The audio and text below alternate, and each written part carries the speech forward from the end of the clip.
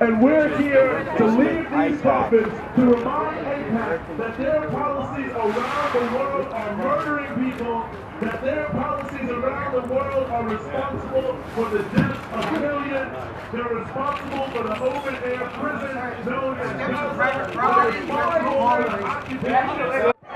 The CIA! We're the biggest killers in the world today! The White House, the Pentagon, the CIA! This is so wrong. This is so illegitimate. This is such a part of how the U.S. now is making war.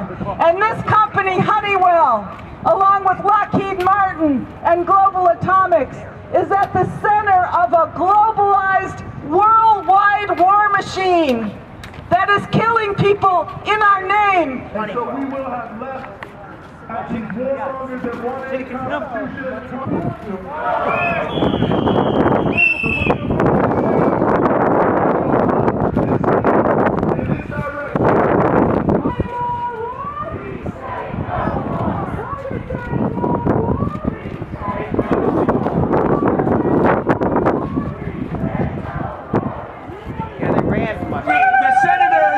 The senators who are pushing for war in Iran, that was what the meaning of that 47 signature letter, saying to the Iranian government, don't sign a deal with the United States. And why? Because they want war with Iran.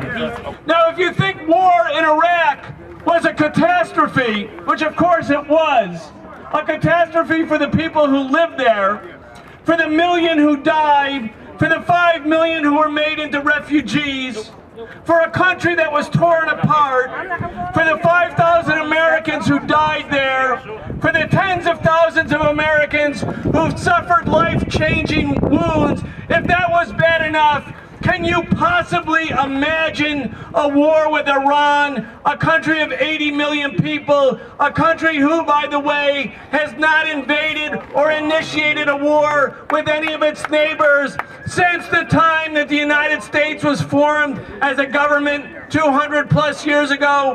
Why would they want war? Why would they want war against Iran? Because Iran threatens us?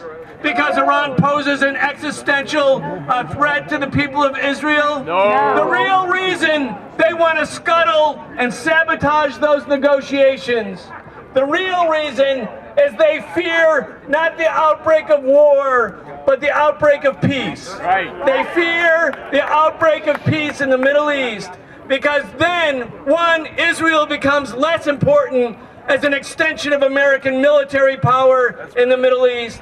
And secondly, because if there's peace in the Middle East, the people who live in the Middle East, the people who have inhabited it for 5,000 or 6,000 years, under the conditions of peace, will rebuild their countries as independent, strong, beautiful countries that they were before the United States wrecked those countries.